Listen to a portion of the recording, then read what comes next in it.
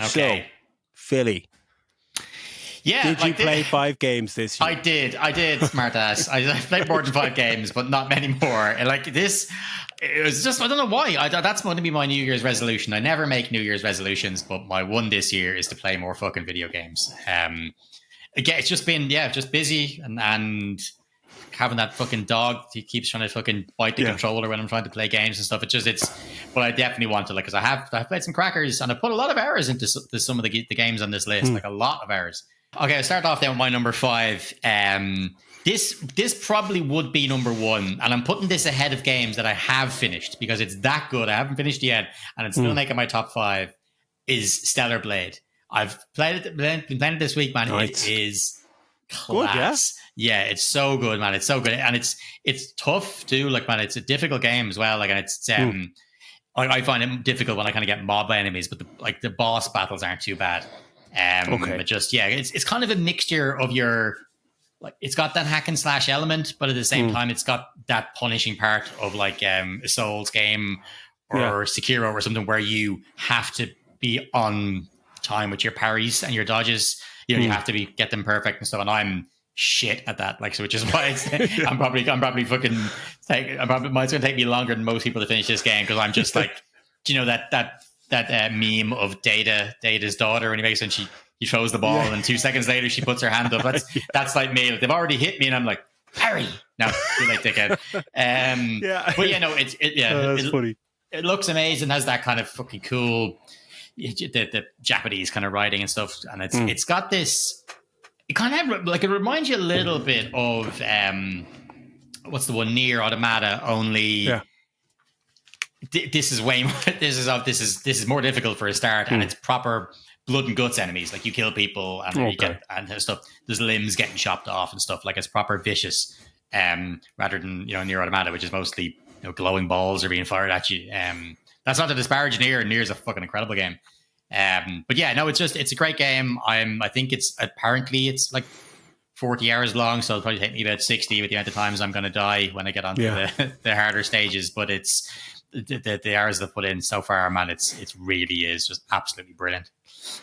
Yeah, that's number 5. That's fucking interesting because I remember I played the demo and played it for a bit and enjoyed it, but I just I bounced off it because I couldn't. I don't know if it was the fucking tutorial or I'd like to think it wasn't the tutorial part. I failed, but I just parrying stuff. I just couldn't get it, and it wasn't explained it properly to me. And like you say, like, some people go, you know, you need to parry when they move their arm like fucking this, and you're going, it's a fucking game that's moving at 100 miles an hour. I needed text to come up. I would have thought 3, 2, 1. You know? Yeah, but I would have thought you'd be used to that from doing like Jedi Survivor or whatever it's called. Like, that's, if you can do it in that, you can do it in this. That's the thing. Like, I might go back to this and give it a proper go. Like, I think I only played it for an hour, and a lot of it was just cutscenes with women in scantily clad things, and I was like, oh, this is great. I hadn't noticed. I hadn't noticed that. Yeah, I didn't even notice there was a protagonist with no clothes on. But so I must actually give it a go. Again, based on that, that's fucking great. What was yours? 5. Jesus Christ, this is fucking hard to do. My number 5 was Pacific Drive. It looks incredible. Kind of a mad survival post-apocalyptic game featuring your bond with a kind of a magic station wagon. Just like, and that's just win-win for me. I fucking loved it, and it was only because there was so many games around that time, like February, March, April. There was games every week, that, like, I got stuck into it for a week or two, you know. And when a new game comes out, you try and stay with this game. But eventually kind of fell off it. But I still put in about 15, 20 hours into it. But the control's great, the level design is great, the sense of tension when you're in your car and you're trying to grab these fucking, you know, magic portal energy things, and then an energy gate opens and you have to drive through the fucking wilderness to try and get to this thing. Sometimes with your station wagon falling apart because the survival element of the game is you have to keep the car together. Yeah. And sometimes if you if you're driving around and you get something wrong and you get hit by a trap or some energy fucking creature. Like I had one where it was driving at night and the lights went out, the headlights went out, and you're just like fuck, I've got to get out of here because I've got all this stuff that I can't just fail the level. That's not an option because I've put 2 hours into this and I've got to get there in the dark and avoid all these crazy fucking energy creature things. And yeah, just some of the best gaming for sure was during this game. I love when that happens when you're, because we would have seen this maybe announced at like one of the Game Award show or something, and you saw the video for it and kind of going, or maybe it was State of Play or something that was shown on, and thinking, Jesus, that looks fucking mental. I wonder will there be any use? And I think like it was like reminding me maybe of Stray. Do you remember Stray? It was a video for it. And I was like, okay, I was like, well, of all the games that we've seen today, I'm not wandering around as a cat. I don't even like cats. Like I'm not going to be into that at all. And then it turned out to be amazing. It's an amazing game. I love that. Like if you had told someone, as you said, a magic station wagon, you know, like, so that's great, man. Of all considering that you've played about 2,000 games this year, it's pretty impressive to have made it that high. Yeah, especially like, and again, I didn't know the game existed, as you said, maybe about 2 weeks before it came out. Just went, I'll give that a go, and just like, holy fucking shit. Especially like we would be people that like we'd have games on our radar, and that's coming out, you know, in 2 years' time in May, whatever. And it's just so many games just hit this year that were not in the AAA sphere, which is fucking wonderful. And it's nice to be surprised by indie or AA games, which was yeah, this was fantastic. So yeah, everybody fucking play it. What was your number 4? My number 4 was Balatro. This game is just fucking phenomenal. I love that it's made by like one dude.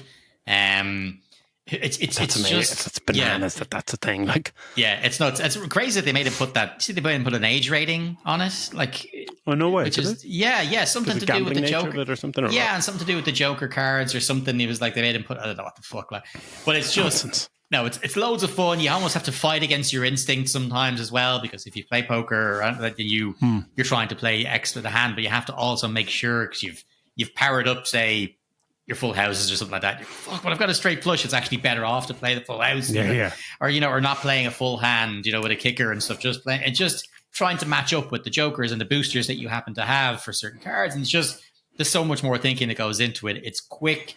And if you fail around, it's not like, oh, fucking throw the phone down. It's fucking right, Grant, start again. Let's start again. It's straight away. It's so addictive, but in a good way. It's so simple, so much fun. Just genius fucking game design. It's only made it into my not higher on the list, only just because it is an indie game. It is something I've only really played on my phone and stuff like that. I don't think it was ever going to be as high as some of the bigger games, but it's such a fantastic little game. I just kudos to him. I can't remember his name. He's got a cool moniker, the developer. I can't remember his name though. Oh yeah, but didn't turn up at the Game Awards as well. It's just like couldn't be arsed. It's just like cool dude, man. I still like this game was in and out of my list many times. It didn't make the list. It's one of my honorable mentions. When I first started playing it, I was just like, this is the best game I've ever played in my life, because I got it when we were on holidays, and I was just like, I don't want to hang around with my family or go out in the sun at all or go swimming. I just want to sit on holidays and play the Switch in the dark. This game is just fucking amazing. And I couldn't believe afterwards when I found out that it was made by one guy. I just don't know how. I don't know how that's a thing. I don't know how you're able to do something of this caliber. But it's amazing, and I've gotten more and more into kind of roguelike games to a certain extent. But they you need that hook, as you say, to keep you kind of like, oh, you get so far and then you get fucking punched in the face and it's back to square one. It's not just back to the start of a level, it's like back to start the game again. It needs to have this kind of hook to get you.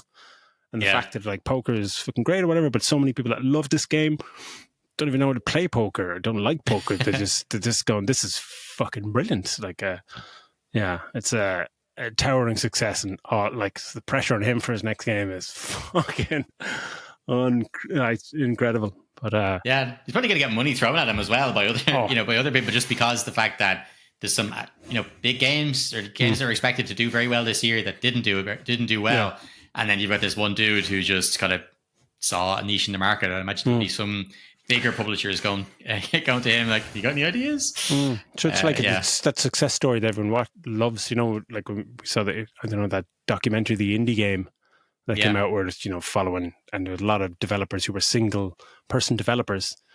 That like one guy did Super Meat Boy and stuff like this, that they just develop a game and then they put it on the store and they just, is it going to work? Is it not? And then you see it take off and suddenly they go, oh shit, suddenly, and it's very quick. You go from struggling game designer to millionaire to multimillionaire to like, now you can do whatever the fuck you want, which is like success story like that. After a couple of years we've had in the game industry, success stories like that are fucking fantastic. So yeah. What's yours then? What's your 4? My number 4 is Star Wars Outlaws. Controversial. I knew this is going to be in your list, man. You've really, I think you've mentioned this more times than you've mentioned Zack Snyder on this podcast. I think that's saying something. Fucking Zack's friend of the show. How you doing? This game, I bought it twice now. It's a game that everyone seemed to hate when it came out, and I didn't really get it, apart from a few kind of iffy choices in terms of, stealth missions that were just, if you get caught, you fail the mission. It just doesn't really work in open world games, and that just threw a lot of people off. And the recent patch has brought a lot more people back into the game because they've changed the structure somewhat to make it, you can be more action. It can be more action orientated. There's more player agency and all that kind of stuff. But it's my guilty pleasure of the year. Absolutely, it'll be my go-to game just to go back to for fucking years, man. And like, this would make sense if it was a Star Trek game, because I'm a Star Trek person more than Star Wars. But this, it lives in the world. It exists in the world without all the fanfare of the Jedi and all this stuff. You're just existing in these worlds, and I kind of know these worlds from the movies. And it's just so lived in, and the graphics are a mixed bag, but when they're good, they're really good. Sound design, it's just kind of the world and just existing in the world. And the story's really good, like really good performances. Characters great, dialogue's great. And it's really a shame that it's going down with the sinking ship that is Ubisoft, and it's quite a shame because they did good here. You know what I mean? It's like, it's a damn shame, but I fucking love this game. It was higher, and then it came down. It was like, I can't get away with this being like number 2, but in a selfish way, I'm kind of like, I am intrigued to play because I love Star Wars, and I'm in a selfish way, I'm kind of glad Ubisoft are going down, because chances are I'll pick this up fairly cheap on the PlayStation Store next month or two. It'll be in the games in a month or something. But it's really good. Yeah. What's your number 3 then? So my number 3, this is the one I've put the most hours into this year, which is Final Fantasy Rebirth. And interesting. It's a fucking great game. And what I love about it is that because it's so long since I played Final Fantasy 7, which is back in the late 90s,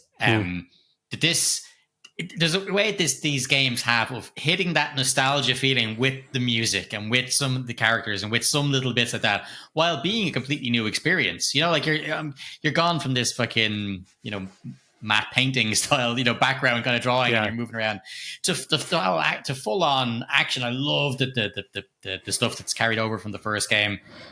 Again, sometimes towards the end of this one, it can be like the first one. There's a lot of bosses in a row, which can be a little bit annoying. I know you weren't a fan of that in Remake, but it's great. It's fucking huge. Like I didn't do too many hunting for side missions or any of the rest of it, and it was like, must have been 150 hours to complete it. Like, and that's me not doing everything. Like, I'd say you could easily put a few hundred hours into this if you were to go and try and get everything, But it's great. It's got that fucking hammy acting that I absolutely love. I love that all out stuff. Yeah, you have, once you're all in for it, if you don't like that kind of stuff, it can really put you off a game. But if you just let yourself be all in for that fucking nonsense over the top, it's just, it's a lot of fun. And I'm delighted that the second one is maybe even better than the first. These are so high hopes then for the high hopes for the third one. I'm not sure what they're calling the third one. That'll be out in 2035 anyway, the way they're fucking going. This takes so long. Yeah. What about you? I know, because I don't think you didn't play that one, did you?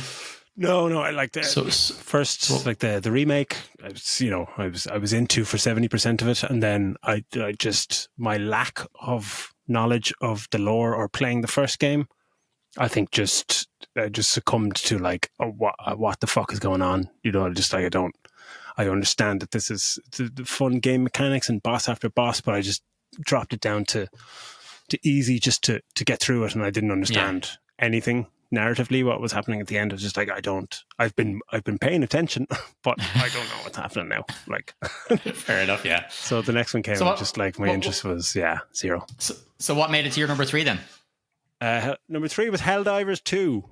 Oh, good choice. Which was, like, again, when it came out, was number 1 for a long, long time.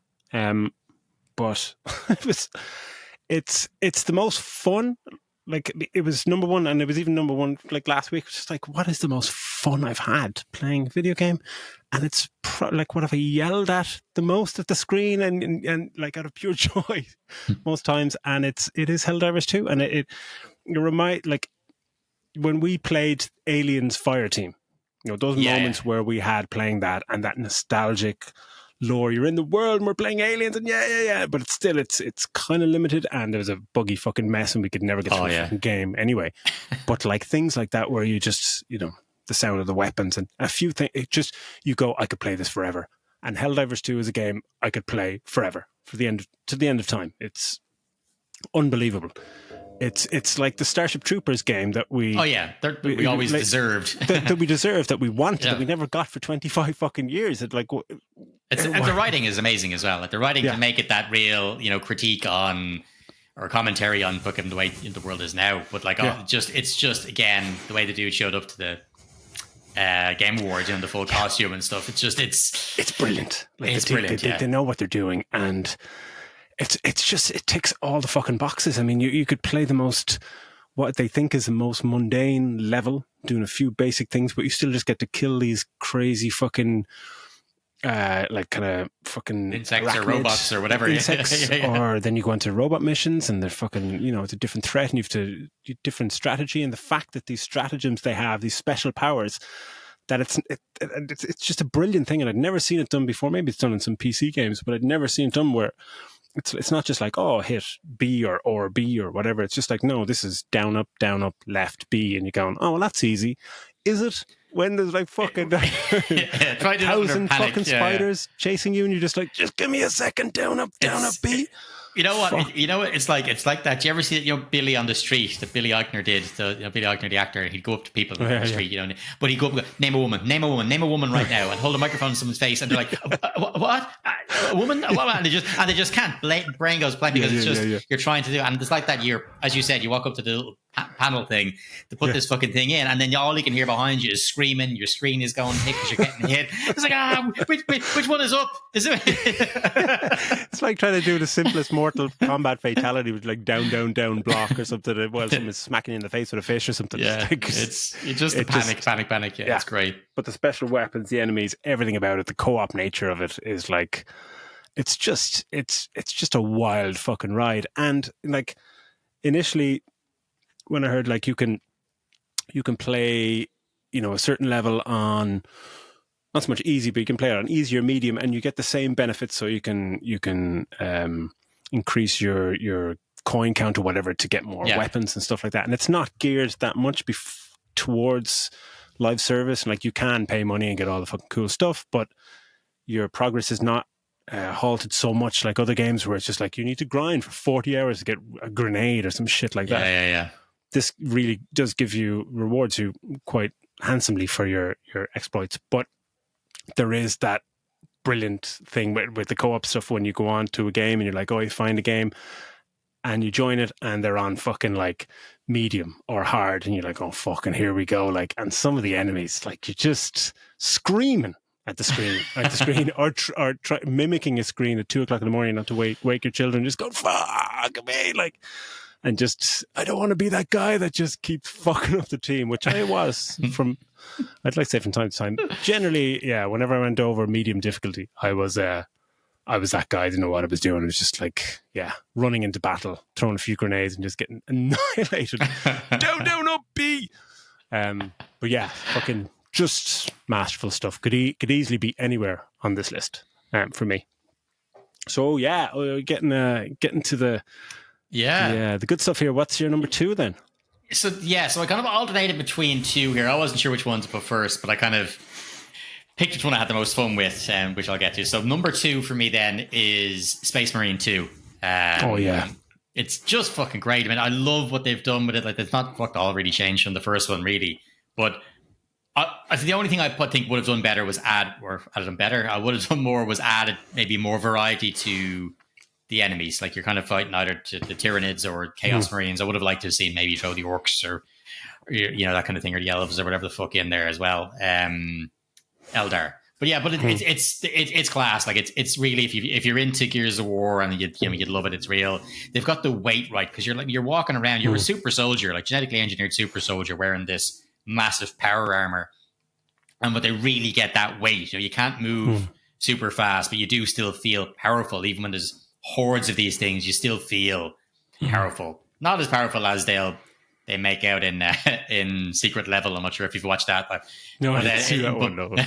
but it's still great. You feel like if someone, and you really feel the fucking the weight of the weapons, and it's not easy, but it's not overly difficult either. Like, it's most people will be able to handle the game. It's not like, I'd imagine when I play it through again, I'll be playing it on hard just to increase it. It's not super difficult, but it's just great. It handles so much melee on the screen is supposed to be pretty fucking good, right? Melee combat. Yeah, and timing it as well. Again, there's timing in this as well, and you can fucking catch them in midair and stuff. And you've a choice of weapons, whether you get your handgun, your machine gun, then whatever your sidearm happens to be. Which for me was always the chainsaw, because chopping someone with a fucking chainsaw sword is just awesome. But like, it's great. Like, and I didn't find any sort of graphical glitches or anything when I was playing, which is great, because sometimes you're kind of holding off like a horde, and you're looking down and you can see these things are piling on top of each other to try and get over a wall, and so they're literally scrambling above each other, and you're there shooting down to the bottom of them and trying to knock the fucking tower of insect bastards down. And it's just, it's a lot of fun. And the lore is cool, and you don't need to know a massive amount about it either. The Imperium and all that kind of stuff. Like, even when I painted these little models, I knew fuck all about it. I just knew the names of the different ones, like the Ultramarines and Blood Angels and stuff, but I didn't know too much about the lore. And you don't need to know much going into this either. It's just that you're straight into it.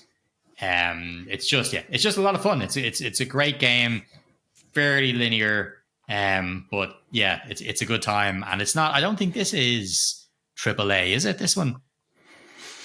Yeah, I don't know. It's kind of skirting between both, I think. Yeah. A high AA. Yeah, well, I like it. They kind of just, and they didn't listen to anybody. People are telling them to have it. Oh, this glorifies this, that, and the other. Or it doesn't have enough diversity, or it doesn't have this. No, don't care. We're just here to fucking.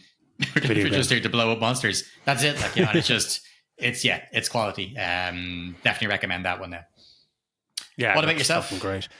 My number 2 is Astro Bot, which is just is where to put this on the list. I mean, obviously it won Game of the Year. It was never going to be my Game of the Year, but it was, it was down to 5 and 4. And just after it won Game of the Year, it was just like, it went back just to play like I hadn't finished the 5th World, and straight away you're just going, does anybody who says that they don't think this is not just good, that they don't think this is a fantastic game, it's just lying, or you need just more joy in your life. It's kind of perfect for what it is. Beautiful controls, excellent level design. You can list all these fucking things, but it's just a joy to play. Minute to minute gameplay is just fantastic. Every time you go to a new level, you just have a new gameplay mechanic. It changes and gives you something new. The visuals are gorgeous. It's a love letter to PlayStation, and people give negatives around it, like, it's just an ad for PlayStation. It's like, fuck off. Like, just. Do you think about how well it's been received, and how well the awards and all the rest of it is done, and it's sold and all the rest? Do you think that this could be to launch a bigger universe for Astro Boy? Like, if you look at how small Mario and Sonic and stuff started out, he started as we had just this small little game, which, as you said, was mostly a showcase for what the DualSense could do. For the most part, you go, oh my shit, I can feel him walking around, and it changes on the texture that he's walking, and then it was just a VR thing. And I remember like the DualSense thing, and just going, oh my god, like you can feel his feet. And then I played it in VR. and you're going, oh, that's cool. And then it's just, is that what this is? This company, is it just tech demos and do this kind of stuff? And then the fact that they went all in for this, and the reaction, not only like Game of the Year is like that'll change everything for them. But the fact that it's the highest rate, it was the highest rating for a game in the Game Awards, on Metacritic. So like it's just brilliant, and like they can do whatever they want now, and I just hope they explore the lore more, because a lot of people saying online that where do you go with this, because the game centers around your ship is a PlayStation 5 and it's all this stuff. Do they wait next time it's a PlayStation 6 that you're flying around in or whatever, and you're trying to fix your console game ship or whatever. But my response to that was, it doesn't matter what the fucking story is. It doesn't matter. You see Mario and Bowser and Princess. No one fucking cares. Oh, yeah. Like, no one cares. Give me a reason to go from there to there, and fucking I'm there. I don't give a shit. Just like, and look what but the story Mario doesn't make sense. Who gives a shit? Yeah, look what they've done with Mario. Like they've got, you look at say like things like when another studio came in and were able to make a game, and you see Sparks of Hope and Mario Rabbids. Like you've got inevitably we'll be getting a go-kart game of some kind from it as well, Astro Bot karting, because that's just the way these things go. Yeah. But it's on my list to play whenever I actually start playing games again. Yeah, Christmas period treat for yourself. Number one then. Woo. So my number one, so this alternated, as I said, between this and Space Marine 2. This is Legend of Zelda, Echoes of Wisdom. Oh, brilliant. And like for this, I'm over the moon that Zelda gets her own game. Not that Zelda doesn't she does definitely feature more heavily in the recent games, but again, not a whole lot. I mean, unless you've played what's that fucking game? It's a narrative element, yeah. But even that one, the Dynasty Warriors style one, But even then, no. This is this lovely mix of, it looks so like Link's Awakening, the remake that they did. It looks so like that, but at the same time, it's got the feel of Tears of the Kingdom and Breath of the Wild because of the different ways that you can solve stuff, which was never really a Zelda thing. It was always you had to have a certain item to open a certain thing. There wasn't a bunch of different ways until Breath of the Wild came along.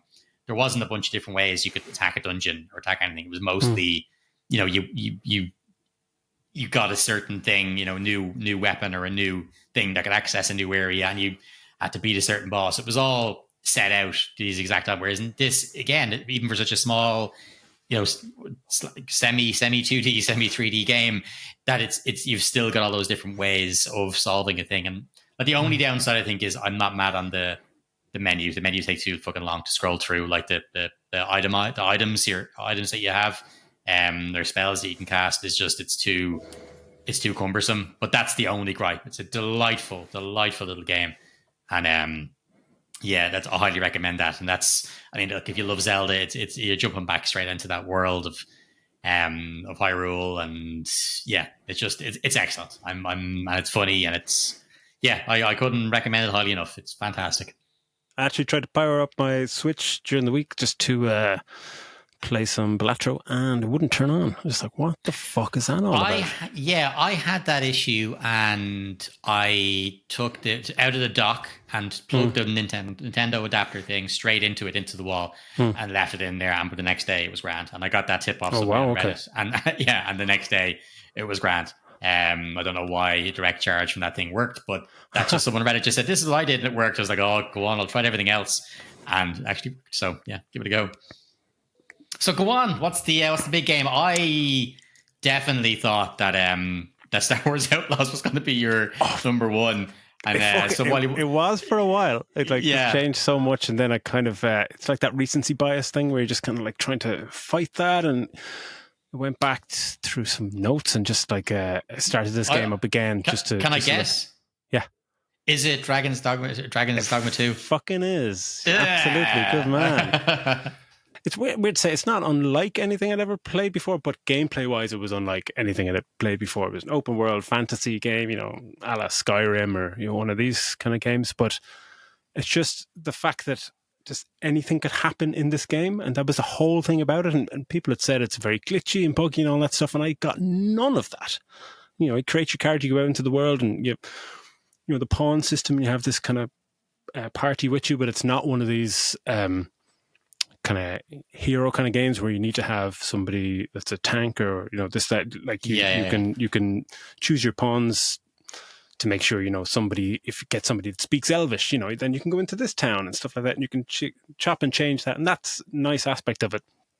But it's the fact that like you're just playing this game and you're going out and you just don't know what the fuck is going to happen at any given time, and if you get caught with a random, I remember once just turning a corner and just kind of going, right, we'd finished the mission, just like, right, we need to get fucking back. It's getting dark, because when it gets dark, it gets a bit fucking trippy and there's no fast travel, and just that's the best aspect of it. So it's a really lived in, like, can we make this trip? And walking back and it's just getting dark and just turn around a corner, and just like from a castle and there's a fucking dragon sitting there. Just like, I don't know what to do now. Oh, what? I have to go that way. Shit. And that didn't end well. But then other aspects of it where I finished a mission and came back into the town where you're thinking you're safe in the town, and came back and there's a fucking ogre in the middle of the town just smashing the fucking place up and just smashed me and just fucking murdered me, and just going, wow, like anything can happen in this game. Really just broke all those kind of molds and tropes of open world games where, you just like do a quest, fast travel back, do another quest. It really felt like every time you went on a journey, it was an adventure. You're going out going, are we ready for this? Like, is it the right time of day? Just let's go out, and you get your party with you, and you don't want to lose somebody because they're integral to, like, if they're dead, they're dead. And it just fucking blew me away. And I don't know how many hours I put into it, but it was fantastic. And then there's a thing at the end, and like, obviously it's combat's amazing, and just you fight dragons. And I was texting you at one point when I took down my first dragon. It was one of those like, fuck yeah, but not in a Souls way, like playing those Souls games. We were dying over and over and over again. This was just, we knew what we had to do, but it just took a long time, and the dragons flying around, and just kind of fucking just like, we need to fucking do this. And it started getting dark, and then other fucking creatures came out, and we had to do it before a certain time. And yeah, I just screamed at the top of my voice when we took that dragon down. I was like, I just beat a fucking dragon. Like, it's amazing. Absolutely fucking blew me away. And deadly. There's an end game to it that is astonishing. Everything kind of changes, and you there's another 7 or 8 hours like in the kind of underworld thing that just comes out of nowhere. You're just like, what the fuck is that? And it's a game that when it starts, like, it doesn't say Dragon's Dogma 2, it just says Dragon's Dogma. I was like, what? Where's the 2? It was just very confusing at the start. I remember having to check in, did I buy the right one game? Yeah, what the fuck? But yeah, it's just, game of the year for me.